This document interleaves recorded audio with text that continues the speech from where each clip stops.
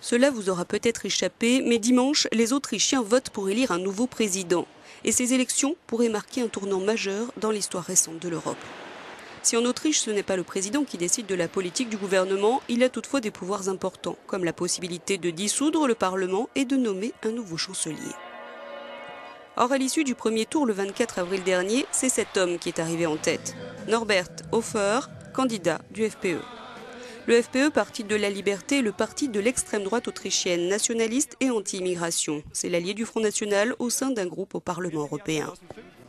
À 45 ans, cet ingénieur aéronautique de formation, resté handicapé à la suite d'un accident de parapente, pourrait bien devenir à la fois l'un des plus jeunes et le premier président d'extrême droite en Europe depuis les années 40. Sa campagne, essentiellement axée sur la crise migratoire, a si bien fonctionné qu'elle a laminé les deux partis traditionnels historiques autrichiens. Sociodémocrates et conservateurs se partagent l'alternance ou le pouvoir depuis plus de 60 ans. Ni l'un ni l'autre ne sont présents au second tour.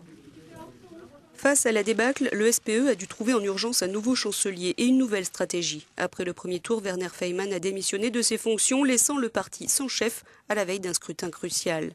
Et c'est Christian Kern, ex-directeur de la compagnie nationale ferroviaire, qui s'est vu confier sa succession et la lourde tâche de guérir les fractures du parti et de regagner le cœur et l'esprit des Autrichiens. Mais il va peut-être devoir affronter une cohabitation douloureuse.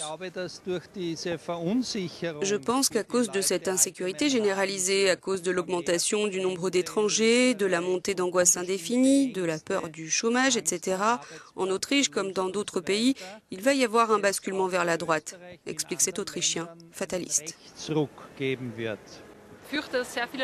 Je crains que beaucoup de gens ne restent à la maison puisqu'ils ne veulent voter pour aucun des deux candidats. Et tous ces gens-là vont être choqués lundi par l'issue du scrutin.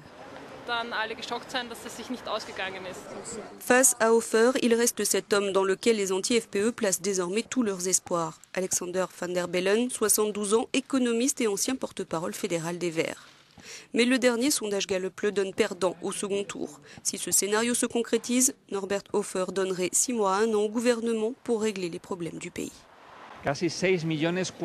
Et notre reporter à Vienne de conclure, quasiment 6 400 000 Autrichiens sont appelés aux urnes dimanche au premier tour des présidentielles. L'abstention se situe autour de 31%. Les analystes locaux s'accordent à dire que quel que soit le résultat, les élections de dimanche constitueront un avant et un après dans l'histoire politique récente de l'Autriche.